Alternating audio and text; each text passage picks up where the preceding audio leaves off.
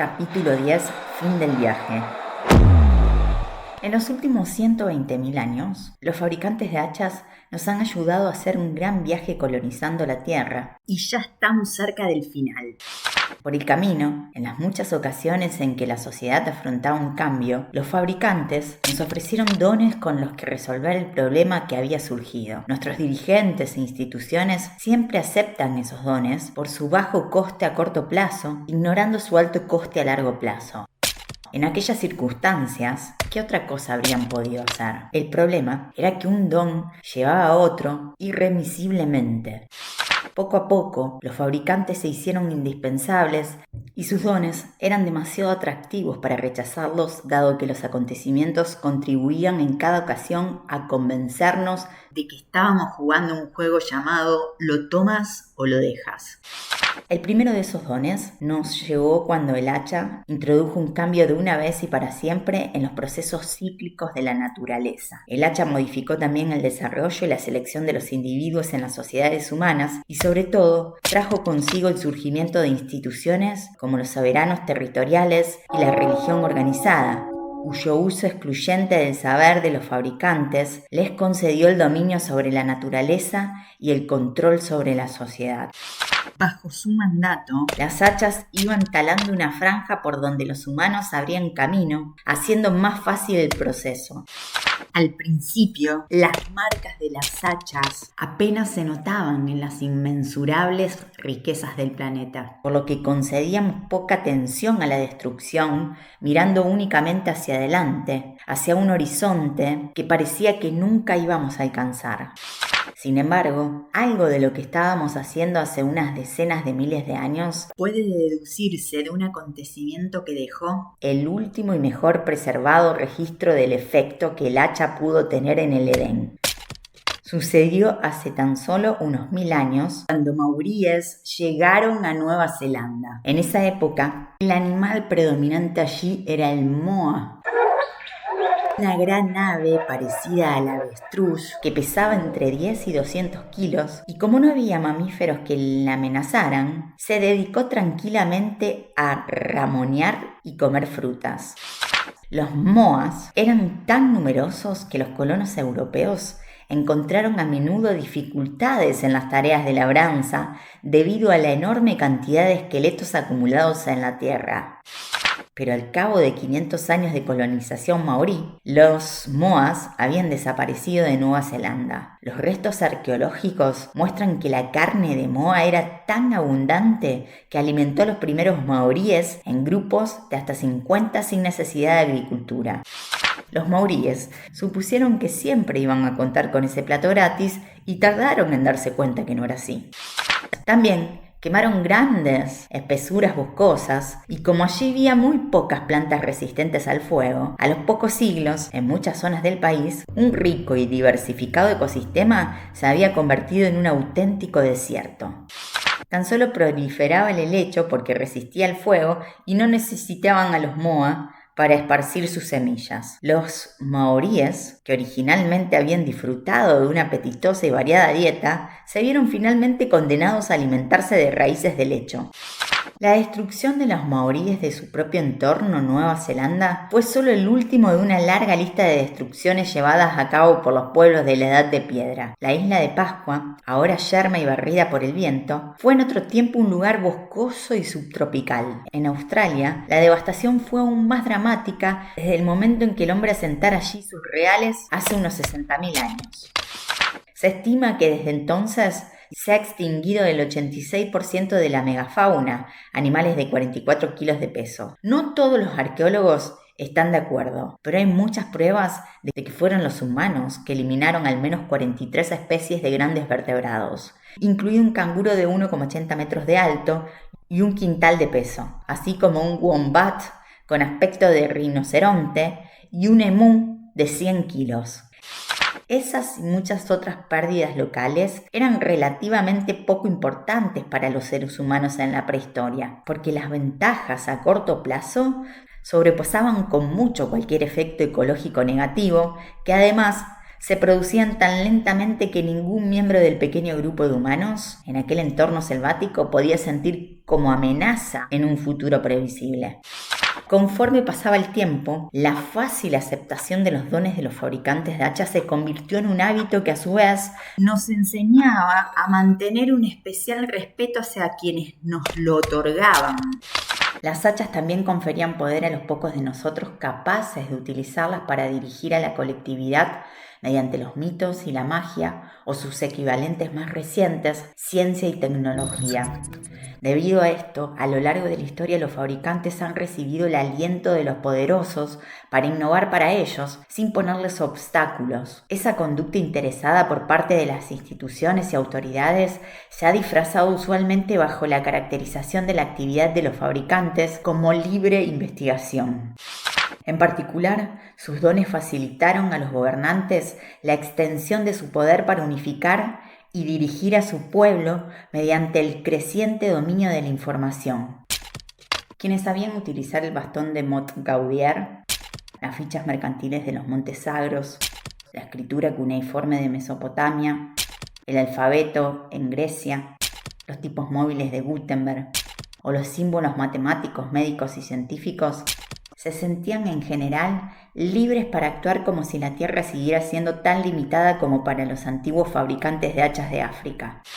En casi todos los casos, sin embargo, el uso del saber de los fabricantes aportó ventajas inmediatas a la colectividad, que a su vez les concedía responsabilidad y poder sobre ellos en la medida en que, como contrapartida, se les aseguraba una supervivencia inmediata y un nivel de vida en aumento. En este capítulo consideramos cómo esos dones tan atractivos a corto plazo han generado problemas muy desagradables a largo plazo debido a que las innovaciones en su proliferación interactúan y provocan efectos inesperados. El breve catálogo de calamidades que sigue revela cómo los fabricantes de hachas nos han estado proporcionando soga casi para ahorcarnos. Sus dones no causaban un prejuicio o alarma inmediata, pero la aceptación de cada uno de ellos originaba un cambio en la concepción que los seres humanos se hacían de sus relaciones recíprocas y con la naturaleza. En cada ocasión, la constricción añadida de nuestro comportamiento por el uso del nuevo don parecía relativamente pequeña y en cualquier caso valía la pena por los beneficios inmediatos, pero sus efectos acumulativos acabarían siendo extremadamente severos.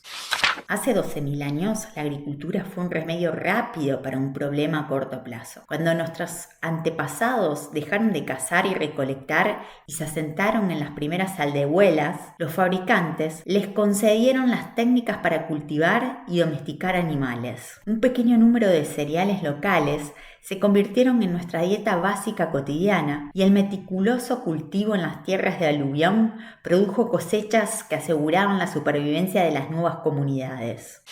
Con el tiempo, esas cosechas se hicieron tan grandes que se constituyó un excedente y como consecuencia la población comenzó a crecer desmesuradamente. Desde entonces, los fabricantes aumentaron la fertilidad de la tierra con trucos cada vez más sofisticados y productivos.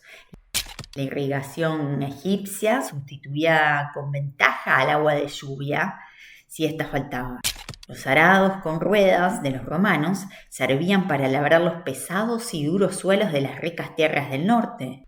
Los cultivos de plantas forrajeras en Holanda del siglo XVII, nitrogenaban el suelo y triplicaban su rendimiento.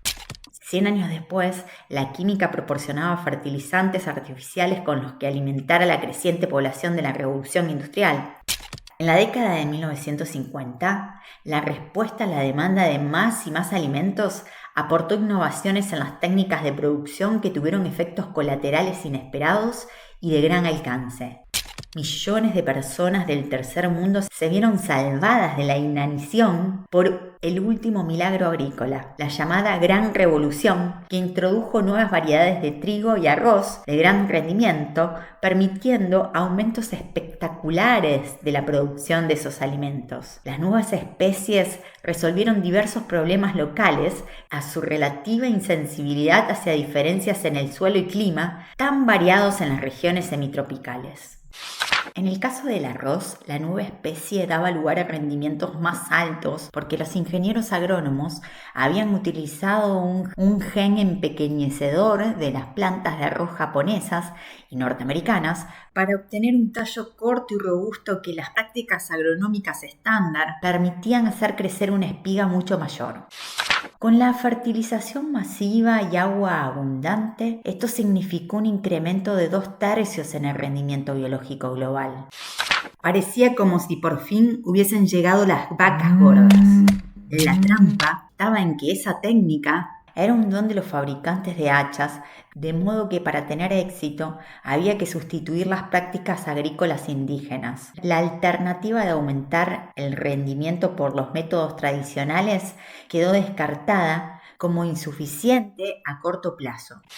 El desarrollo de una tecnología intermedia adaptada a las circunstancias locales, aunque no fuera capaz de incrementar tanto la productividad, había mantenido la intensidad del trabajo y la independencia de los agricultores locales con respecto a las importaciones.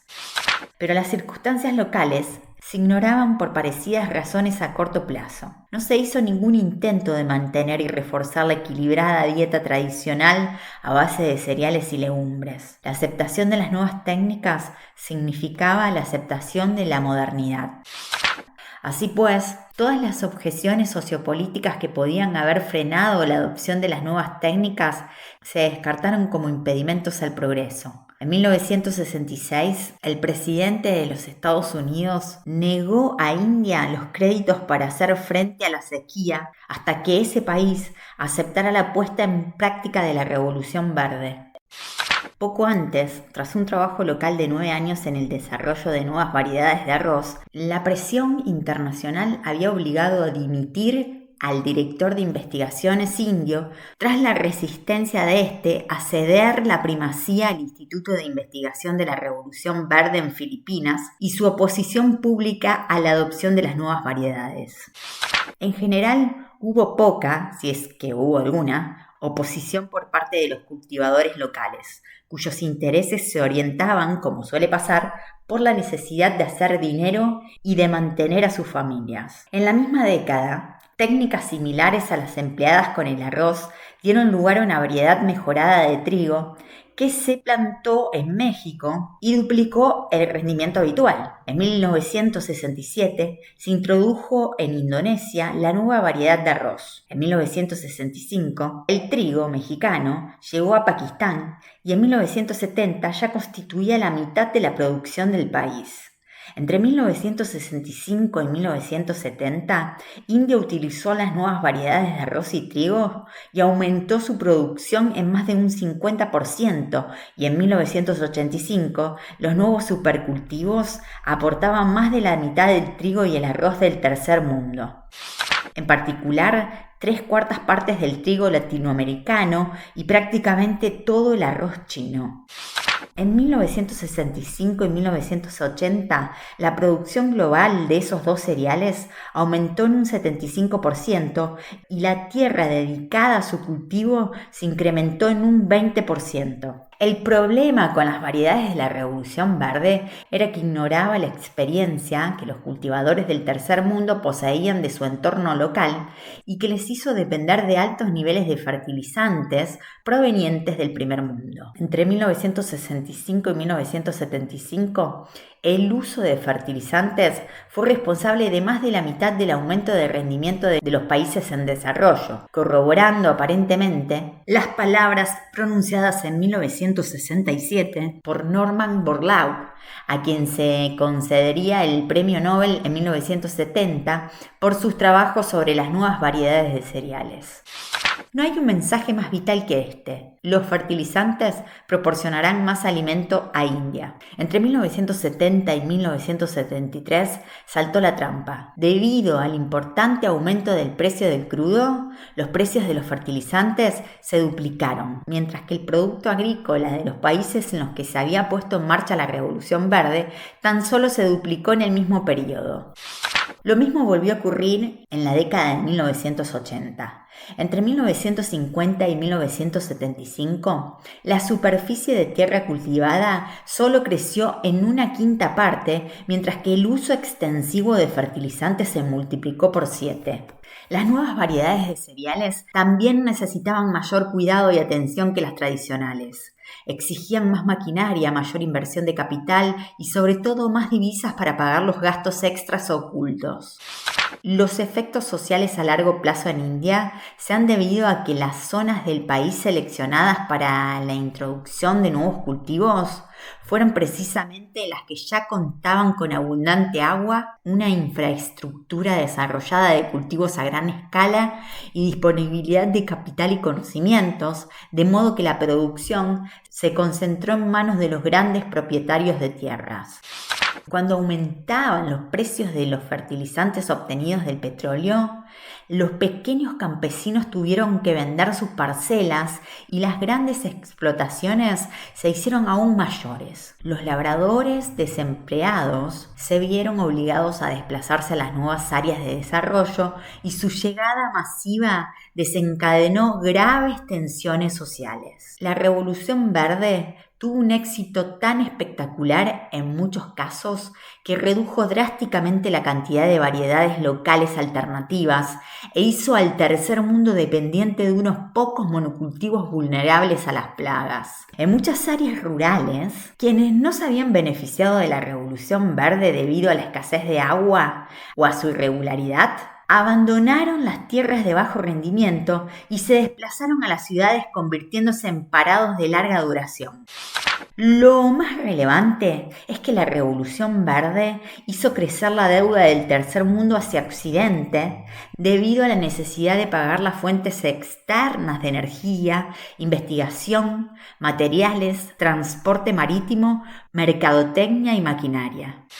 Hoy en día, la agricultura se halla en una situación precaria debido a los espectaculares éxitos de la ciencia. El 90% de los alimentos mundiales procede únicamente de 8 especies animales y 15 vegetales.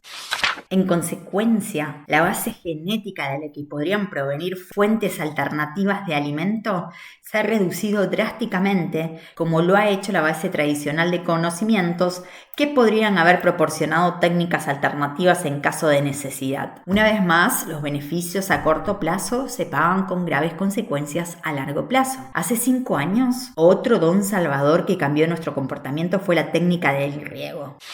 Cuando se desarrollaron los primeros sistemas de irrigación en Mesopotamia, Egipto, China y el Valle del Indo, sus técnicas de gestión permitieron alimentar y organizar las crecientes concentraciones de población en grandes ciudades y originaron el comienzo de la civilización. Desde entonces, los ingenieros han mantenido una oferta siempre en aumento de agua para riego. Se empezó con los yaduft, antiguas cazoletas egipcias para elevar el agua mediante contrapesos. Más tarde los diques y canales hacían funcionar todo un conjunto de máquinas medievales movidas por la corriente. Y en el Renacimiento, las bombas de succión hacían subir el agua hasta donde se precisara. Hoy en día se perforan pozos más profundos que nunca gracias a los taladros de carborundo. Se dispone de enormes volúmenes de agua en reserva para la producción de electricidad o el riego. Y se han desviado los ríos para proporcionar agua a países enteros. Y en cada ocasión la técnica ha mejorado materialmente la vida de una cantidad cada vez mayor de personas. Pero en el siglo XX la demanda de agua ha crecido tanto que las fuentes que se creían perennes han comenzado a agotarse, al vaciarse más rápidamente que se volvían a llenar. Como consecuencia, el agua se ha convertido en el recurso quizá más deficitario en la Tierra. Una tercera parte de los cultivos alimenticios globales proviene del 17% de tierras regadas. En China, Japón, India, Indonesia, Israel, Corea, Pakistán y Perú, las tierras de regadío proporcionan la mitad o más de la producción nacional. El 70% del agua recogida del ciclo hidrológico global se utiliza en la agricultura y es esencial para el 35% de la superficie cultivada que se convertirá en un desierto si llegara a faltar. Las zonas de regadío se han incrementado en los últimos 20 años en una tercera parte. El pronóstico no es halagüeño. El uso global de agua doméstico e industrial se ha cuadruplicado desde 1950 y se calcula que en unos 50 años puede haberse duplicado de nuevo, debido sobre todo a su uso reciente en los países en desarrollo. En ese año se teme que la escasez de agua afecte a 450 de 644 ciudades chinas. En el norte de ese gran país, la demanda ya supera la oferta. La escasez de agua es un problema permanente en 20 países, entre ellos Rusia, Oriente Medio, partes de India, África y el suroeste de Estados Unidos. Entre tanto, la política de precios del agua en Estados Unidos, que no considera los costes sociales o de renovación a largo plazo, invitan al norteamericano medio a gastar 4 veces más agua que el suizo medio, o 70 veces más que el ganés medio. Hace más de 70.000 años, los dones especializados de los fabricantes de hachas permitieron sobrevivir a los habitantes de la costa con arpones, garfios y redes para pescar. Desde entonces, nos hemos alimentado durante siglos de peces y otros animales marinos en cantidades cada vez mayores, gracias a disponer de mejores barcos, una navegación más segura, predicciones meteorológicas, radar y tantas otras innovaciones industriales que han multiplicado las capturas. También hemos utilizado los océanos como depósito para los desperdicios generados por otras técnicas industriales. Como consecuencia, la pesca comienza actualmente a disminuir y los océanos se están muriendo. Según la Organización de Naciones Unidas para la Alimentación y Agricultura, FAO, 4 de las 17 principales zonas pesqueras están sobreexplotadas. Entre 1950 y 1990, las capturas se multiplicaron por 4 y son muchos los que creen que se ha alcanzado ya el límite de la sostenibilidad global. La contaminación también está causando importantes problemas en el agua, tanto dulce como salada. Tras la construcción de la presa de Asuán, en Egipto, en 1965, la crecida natural anual del Nilo cesó prácticamente con efectos catastróficos en las pesquerías del sureste del Mediterráneo. En la bahía de Chesapeake, uno de los estuarios más ricos en pescas del mundo, la contaminación ha disminuido la producción de los criaderos de ostras de casi 300.000 metros cúbicos anuales hace un siglo a 36.400 en los años 80. Las actividades humanas que conllevan deforestación, excavaciones, dragados y erosión también originan sedimentos que colmatan embalses, lagos y ríos. Los sedimentos que contienen nutrientes o fertilizantes originan una proliferación inusitada de algas que contribuye a la muerte de millones de peces. La sedimentación también daña los arrecifes de coral con el llamado efecto lejía, comprobado por primera vez en el Caribe en 1987. Aunque los arrecifes tan solo cubren el 0,17% del suelo marino, constituyen el ámbito natural de una gran diversidad de formas de vida y el alimento que proporcionan puede mantener a la 1/4 parte de los peces que habitan cerca de las costas del mundo en desarrollo. Con las tasas actuales de destrucción, se estima que 2/3 partes de los arrecifes del mundo quedarán cubiertas en los próximos 40 años. Hace 600.000 años, uno de los primeros dones tras el hacha de piedra fue el fuego. El calor mantenía el invierno a raya y con él se podía cocinar la comida. Durante milenios se utilizó la leña como combustible sin grandes preocupaciones, porque si las tribus viajeras volvían a pasar por el mismo lugar, el bosque se habría regenerado. En tiempos del Imperio Romano, la leña era un recurso escaso y en la Edad Media los europeos comenzaron a excavar canteras y minas de carbón como combustible alternativo.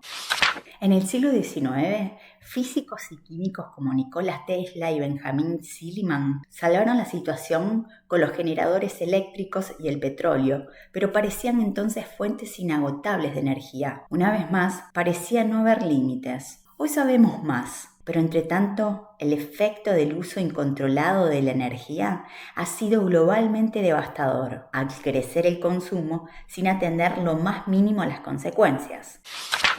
Estados Unidos gasta la cuarta parte de la energía global disponible, aunque no cuenta más que con la 20ª parte de la población mundial, mientras que el tercer mundo, con las 2/3 partes de la población mundial, ha cuadriplicado desde 1960 la cantidad de energía gastada. En 1991, esta era la cuarta parte de la producción mundial de carbón, petróleo, gas natural y electricidad. Si se mantienen las tasas actuales de consumo global, las reservas de petróleo se agotarán antes de 50 años y las de gas durarán tan solo unos 200.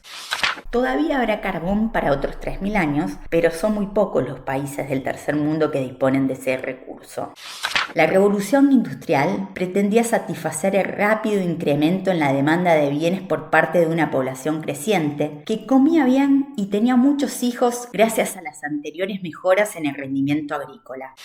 En toda Europa, la energía de las corrientes de agua cedió el puesto al vapor y como consecuencia, los empresarios localizaron sus líneas de producción cerca de las minas de carbón, obligando a los obreros a desplazarse hasta sus fábricas.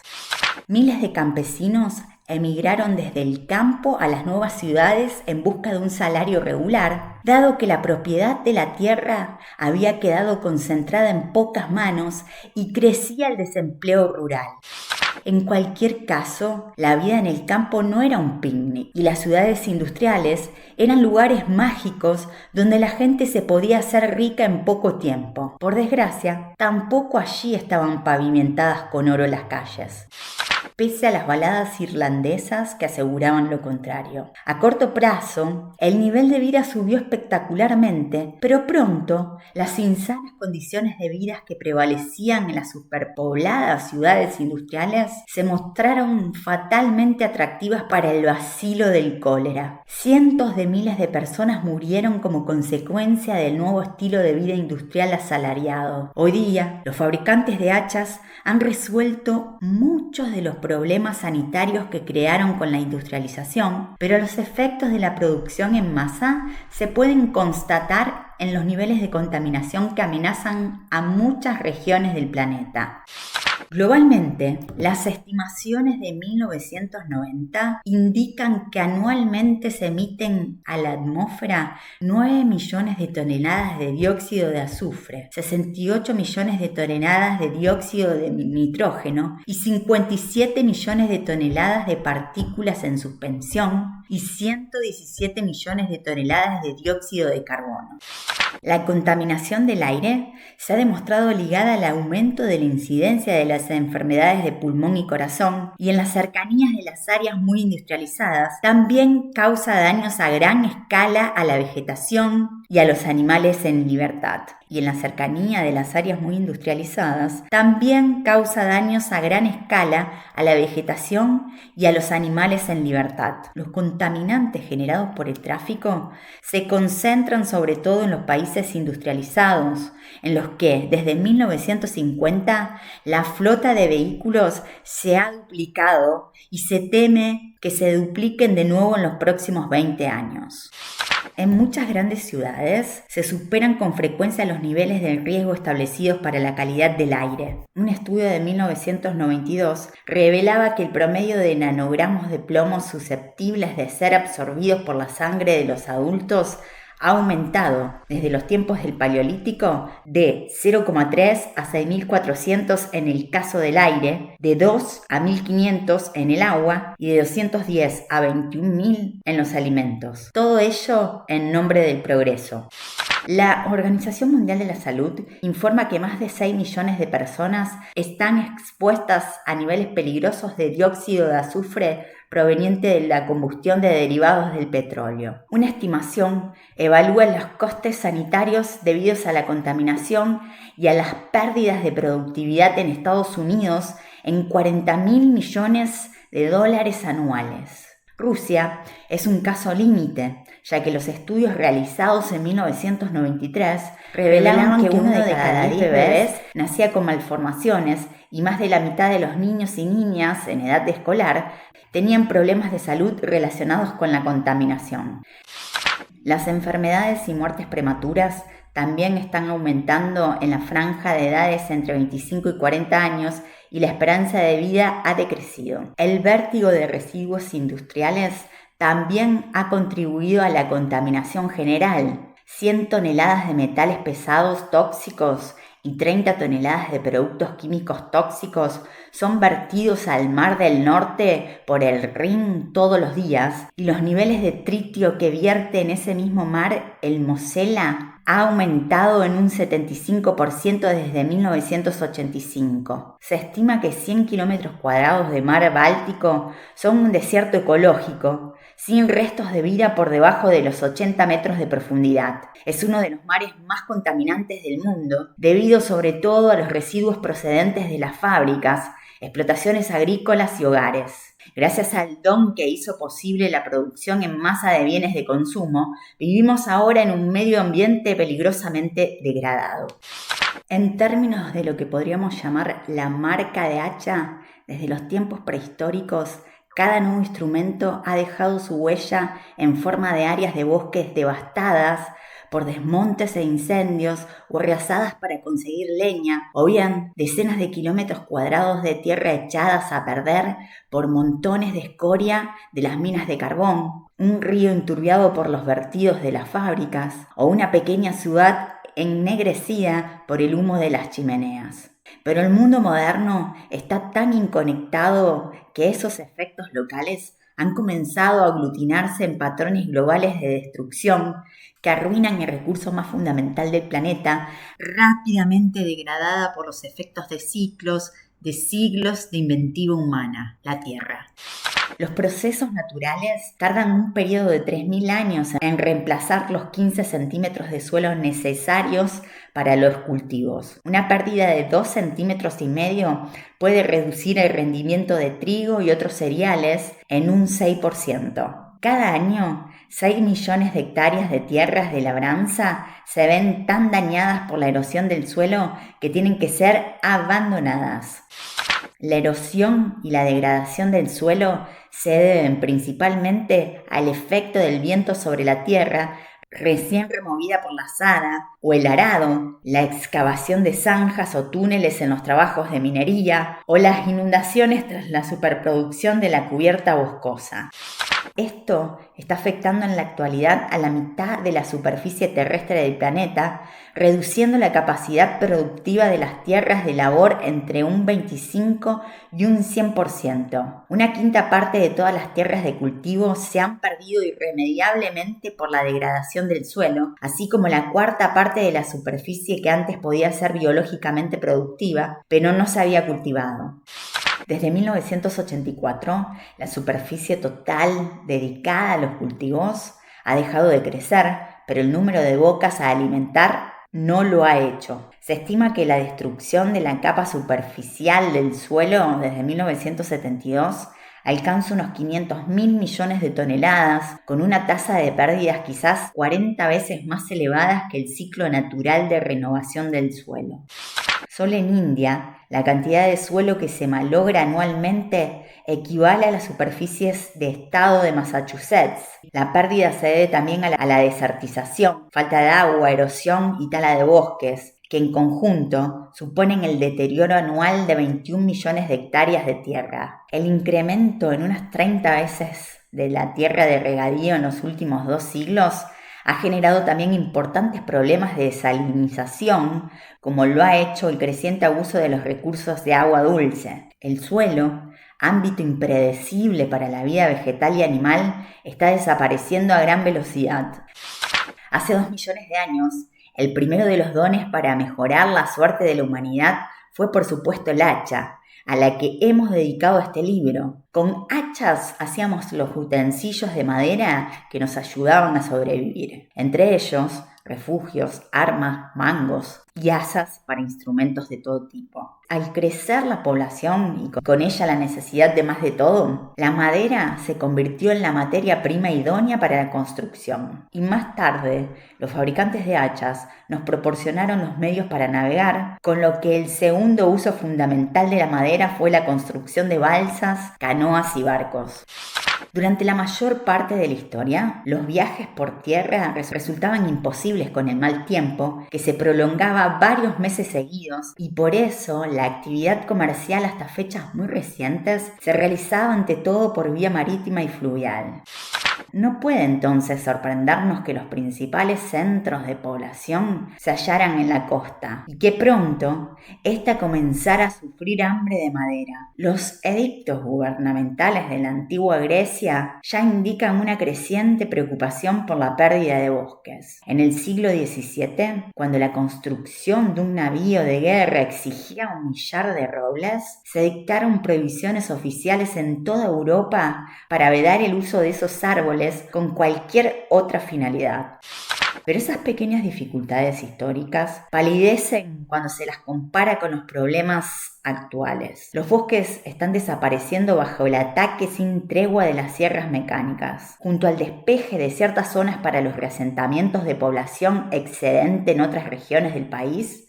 Es la causa principal de la desaparición del arbolado. Lo mismo está sucediendo a gran escala en India y Java. Muchos países periféricos con graves problemas de deuda externa se han visto obligados a vender sus bosques para cubrir el servicio de esa deuda.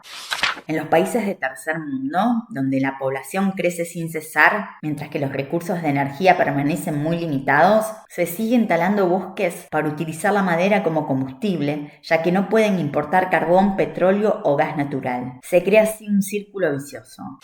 Los insuficientes incrementos en la productividad agrícola, debido a la desigual distribución de la tierra o a la introducción de costosos métodos de cultivo occidentales, hacen necesaria la roturación para disponer de más tierras y poder alimentar a la población. Eso reduce la productividad forestal agrícola, lo que a su vez desencadena la necesidad de más tala de bosques, con efectos devastadores a largo plazo. Debido a este tipo de deforestación en las áreas próximas al Himalaya, 500 millones de pequeños campesinos indios y bangladesíes viven actualmente en un régimen de inundación-sequía. Al desaparecer los bosques, ecosistemas enteros se están viendo convertidos en archipiélagos de islas biológicas separadas de su entorno, lo que causa un colapso de su flora y fauna al quedar cortados sus lazos con otros ecosistemas. El número total de especies existentes es desconocido, pero podría llegar a 30 millones, un tercio de los cuales viven en los bosques tropicales.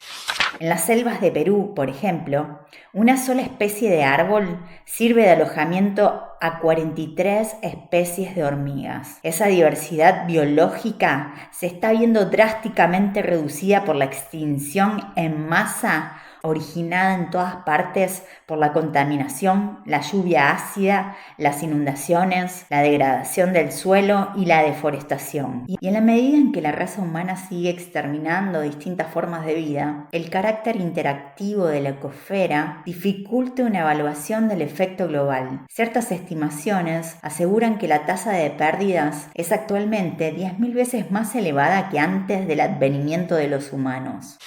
Si así fuera, estaríamos perdiendo especies con un ritmo vertiginoso. Se estima que las aves y mamíferos están desapareciendo a una velocidad de entre 100 y 1000 veces mayor que la espontánea sin la presencia del hombre. Y seguimos en las mismas sin saber si lo que se nos viene encima es una simple catástrofe o el mismísimo Armagedón. El mayor prejuicio asociado a la pérdida de la selva tropical es que tradicionalmente ha sido la fuente de renovación genética tras las extinciones naturales que tendían a suceder muy raramente, salvo en el caso de grandes catástrofes.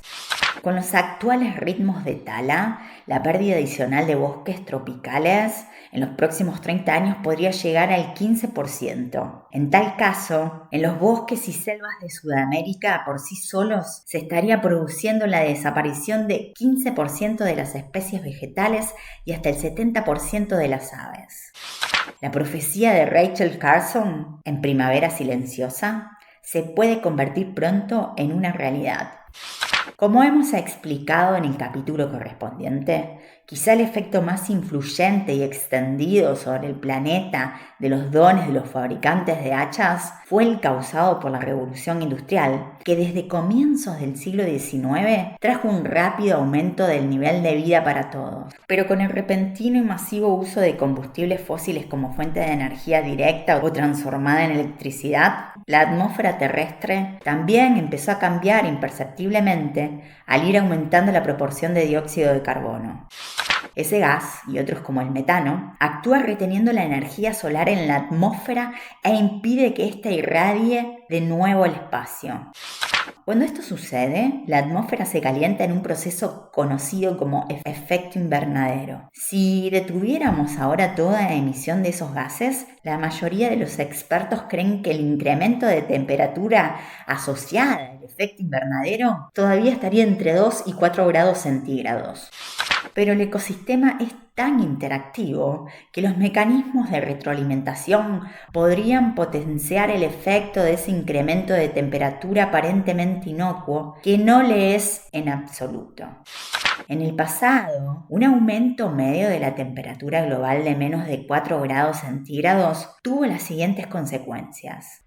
El descenso de los homínidos de los árboles hace 13 millones de años, el penúltimo período interglaciar hace 120.000 años, la colonización de América desde la Siberia prehistórica hace unos 18.000 años, el surgimiento de la civilización en Próximo Oriente, India y China hace unos 6.000 años.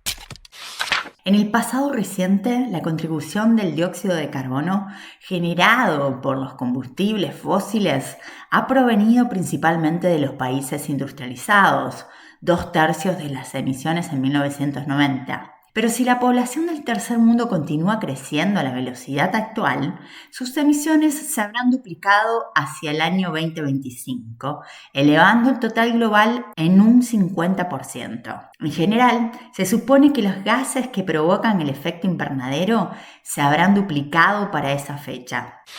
El efecto invernadero puede tener consecuencias que deberían preocupar a cualquiera. La fusión de los hielos de los casquetes polares conllevaría una elevación del nivel del mar y grandes bosques desaparecerían debido a la incapacidad de las especies vegetales de adaptarse a la velocidad con que aumenta la temperatura. Lo mismo sucedería con el rendimiento de los cultivos. Un pequeño aumento de la temperatura de los océanos provocaría huracanes más potentes y más frecuentes en el sureste asiático, Australia, el Caribe y la costa oriental de Estados Unidos. El calentamiento global puede causar también la muerte del fitoplancton marino, que absorbe de la atmósfera 3 millones de toneladas de carbono al año, dejando el dióxido de carbono en el aire, lo que elevaría aún más la temperatura. Y un aumento del nivel de los océanos originaría importantes migraciones, ya que 2/3 partes de la población total del planeta viven actualmente en zonas costeras. Una vez más, no sabemos exactamente cuán malas pueden llegar a ser las cosas, pero seguimos empeorándolas. Las causas y efectos de la intervención y control incontrolados que hemos sopesado a lo largo de la historia han traído consecuencias desastrosas. Pero en todos los casos hay un factor constantemente presente que hace las cosas aún peores: el crecimiento de la población. Paradójicamente, el aumento del número de humanos se consideraba hasta hace muy poco el mayor de los éxitos, porque indicaba que los métodos para combatir la muerte por hambre y enfermedades eran cada vez más eficaces. En cualquier instante del pasado, poblaciones mayores, más sanas, cada vez mejor alimentadas, vestidas y alojadas, eran el argumento más convincente para aceptar cuanto nos ofrecían los fabricantes de hachas. Pero en el caso del aumento de la población, debido al carácter cada vez más interactivo del mundo, Los dones de los fabricantes han funcionado demasiado bien. Tras las iniciales ventajas de la alimentación, calefacción y refugio, la tasa de supervivencia mejoraba sustancialmente hasta en los últimos tiempos más antiguos, gracias al conocimiento del poder curativo de algunas plantas.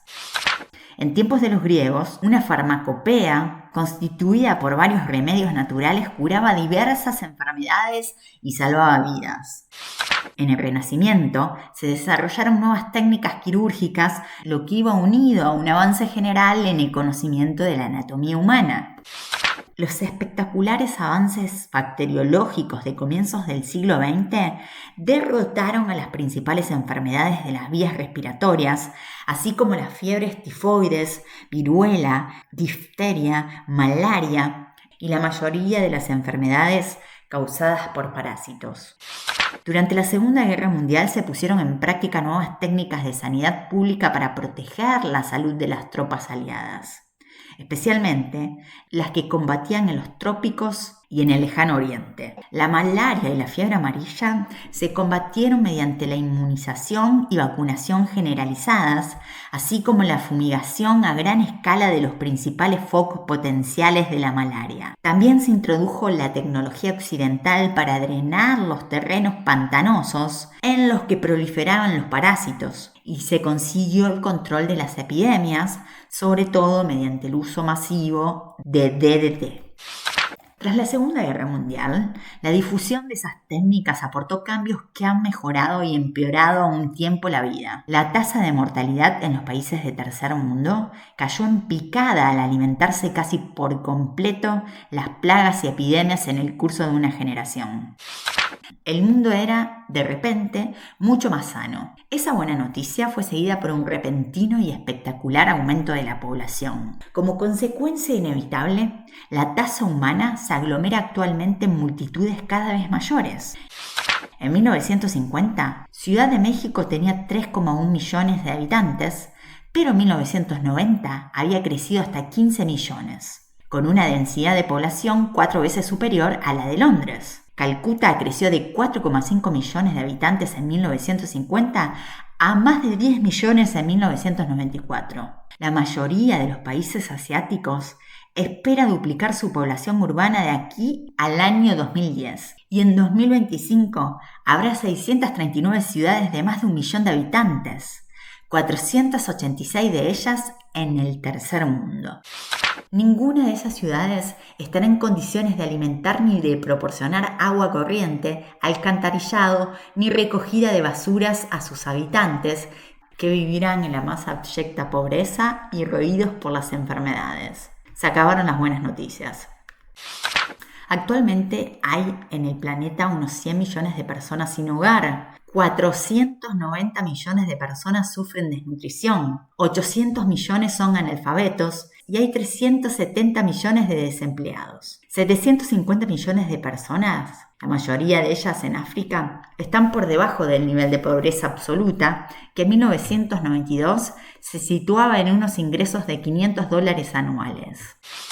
Las innovaciones con poco o ningún respeto por los efectos sociales a largo plazo han traído al planeta la superpoblación y el hambre. A principios del siglo XXI, el 40% de la población padecerá una severa escasez de tierra y 1.200 millones de personas estarán al borde de la inanición. Entre tanto, los habitantes de Estados Unidos gastan $5.000 millones al año en dietas para adelgazar, y el ciudadano medio de cualquier país industrializado consume 20 veces los recursos de un habitante del tercer mundo. Las previsiones demográficas son catastróficas, porque si bien es cierto que las tasas de natalidad han caído en los últimos años, los 1.000 millones de humanos con menos de 15 años crecerán y tendrán hijos, con los que el número de habitantes del planeta probablemente se duplicará antes del año 2060. Llegando a los 11.000 millones. Si antes de 2040 no se consigue que el número medio de hijos de las familias del tercer mundo baje de 2, la población global en 2100 podría llegar a los 15.300 millones de habitantes. Esa población tendrá una composición muy diferente a la actual. Según el World Resource Institute, en el año 2050 el 84% de los seres humanos vivirán en lo que hoy es el tercer mundo, la mitad de ellos en tan solo 5 países. Esas modificaciones en la densidad y distribución de la población tendrán graves consecuencias en la distribución de alimentos y otros recursos y en la configuración política del planeta. En 1994, Estados Unidos era la única democracia industrializada entre los 5 países más poblados. En 2025, todas las democracias industrializadas actuales serán países pequeños en cuanto al número de habitantes. La población de Estados Unidos será inferior a la de Nigeria, la de Irán duplicará la de Japón, la de Canadá será inferior a la de Madagascar o Siria. Sea como fuere, el destino del planeta cortado en hachazos parece estar asignado por la siguiente ecuación. Impacto sobre la biosfera es igual al tamaño de la población X. Uso de los recursos X, efecto de la tecnología sobre el entorno. En el momento actual, nace 1 millón de nuevos humanos cada 5 días. Así pues, ¿qué consecuencias tendrá la ecuación de Ehrlich y cómo podremos afrontarlas? En 1798, un oscuro clérigo inglés, fabricante aficionado de nombre Malthus, escribió varios folletos pesimistas acerca de la población. Para él, el problema fundamental residía en que mientras que la población crecía geométricamente, 1, 2, 4, 8, 16, 32, la producción de alimentos solo lo hacía aritméticamente, 1, 2, 3, 4, 5, 6. Así pues, la raza humana superaría siempre, irremediablemente, los recursos disponibles. Pero si la población crecía por encima de los recursos alimentarios, estaba condenada a morir de inanición. Sin embargo, como esto parecía suceder raramente, Malthus suponía que había algún mecanismo de freno. Distinguía entre factores de freno preventivos que actúan en tiempos de escasez, cuando la gente retrasa el matrimonio y los hijos, y otro a los que llamaba positivos, como la guerra, las hambrunas o las enfermedades, que diezman a la población y hacen que la elevada tasa de mortalidad disminuya positivamente el nivel de población. Pero Malthus no pudo observar todos los efectos de la revolución industrial cuando los fertilizantes químicos y la tecnología aumentaron artificialmente la capacidad productiva de la tierra y proporcionaron una oferta alimentaria adecuada para la creciente población. El resultado fue espectacularmente diferente de cuando Malthus había imaginado, gracias a un fenómeno llamado transición demográfica. Durante la mayor parte de nuestra historia, las altas tasas de natalidad se han mantenido debido a las constricciones religiosas, códigos morales, prácticas educativas, hábitos y estructuras familiares, que se veían contrarrestadas tradicionalmente por la elevada tasa de mortalidad debido a las enfermedades, hambre, guerra y epidemia. La industrialización inclinó la balanza en favor del crecimiento de la población. Las mejoras en las instalaciones de sanidad pública y el aumento de los recursos hídricos y alimentarios originaron un descenso en la tasa de mortalidad y un aumento de la esperanza de vida. Esas circunstancias aceleraron el crecimiento de la población. En ese momento, a mediados del siglo XIX, la urbanización y la industrialización comenzaron a afectar la tasa de fertilidad. El aumento de nivel de vida, las mejores oportunidades de empleo, salarios más altos y un aumento de los ahorros disminuyeron la importancia del trabajo infantil. La creación de escuelas retiró a los niños del mercado de trabajo. La medicina redujo la tasa de mortalidad infantil de forma que una proporción más alta de los nacidos llegaba a la edad adulta y las familias podían permitirse tener menos hijos. En la segunda mitad del siglo XX, conforme se expandía la economía y el abundante empleo elevaba el nivel de vida de la gente, el aumento de los ingresos tendía a hacer caer la tasa de natalidad y la población. Al mismo tiempo, la maquinaria que ahorraba fuerza de trabajo generaba trabajo excedentario y hacia 1975 la tasa de crecimiento de la población en los países industrializados había caído casi a cero. ¿Qué se puede hacer para ayudar al tercer mundo a conseguir en el siglo XXI la misma transición demográfica antes de que sus poblaciones sucumban de inanición?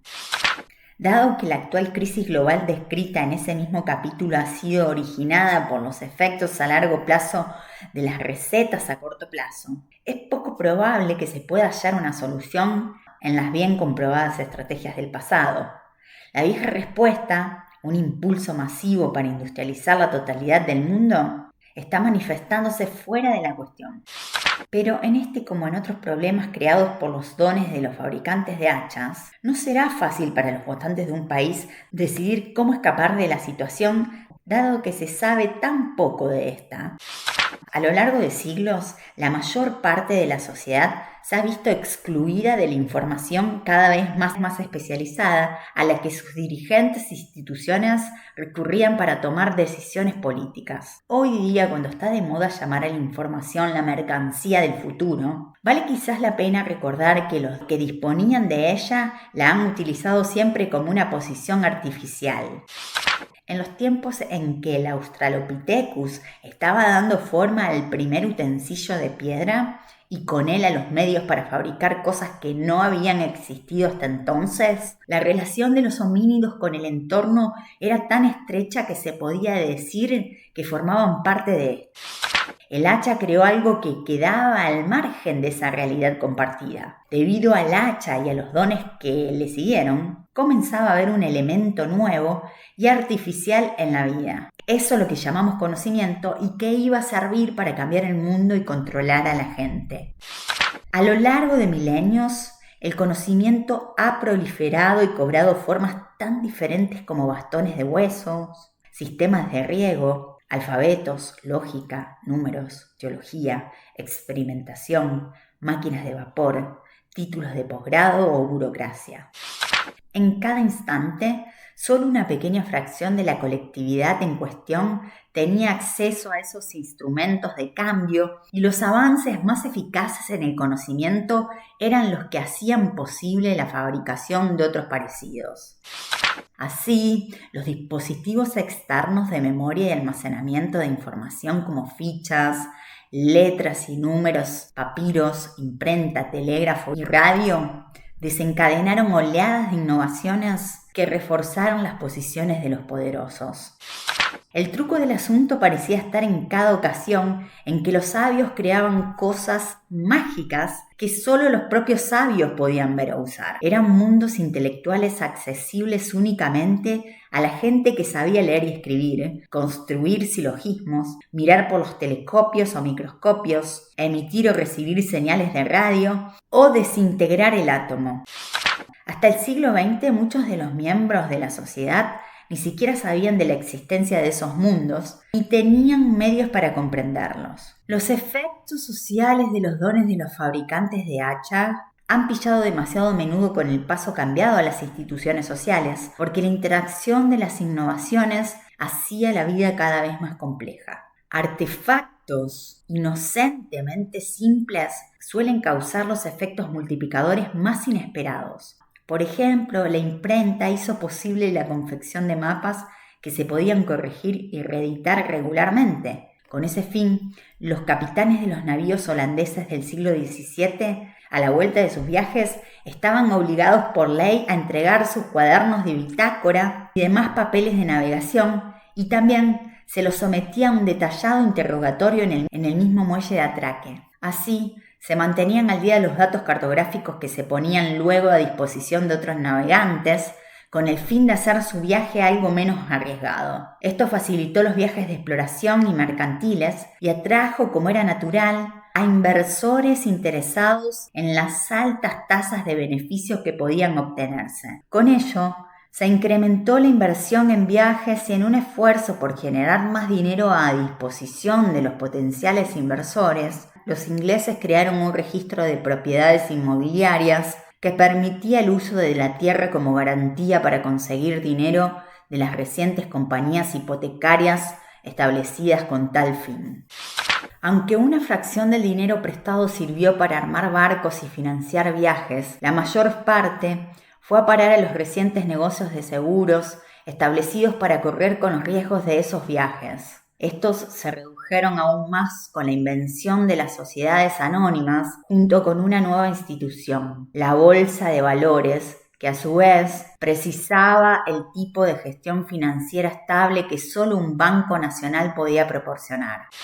El primer banco de este tipo se creó, como no podía ser de otra manera, en Holanda. Los datos de los mapas, las oficinas del registro de propiedades, los contratos de seguros y las cuentas bancarias acabaron por dar a los gobiernos el control sobre los asuntos financieros, ya que potenciaban políticas mercantilistas basadas en esos medios de dirigir la actividad comercial. Y todo eso vino de la impresión de mapas. Incluso si una extraordinaria previsión hubiera permitido adivinar la relación entre mapas, exploraciones, seguros, acciones y finanzas, en ese caso particular, el efecto complejificador de las innovaciones es en general demasiado occidental. Por ejemplo, la teoría de Venturi en el siglo XVIII sobre la presión hidrostática condujo, mediante su aplicación en el siglo XIX en los pulverizadores antisépticos, al moderno carburador que contribuiría, instalado en los automóviles de Henry Ford, a generar el American Way of Life. Otro ejemplo, el meteorólogo inglés Wilson, interesado por el arco iris, lo estudió en un laboratorio en 1912 con una máquina que producía nubes artificialmente. La llamada cámara de niebla de Wilson revelaría la existencia de partículas subatómicas que dieron lugar a las bombas de Hiroshima y Nagasaki.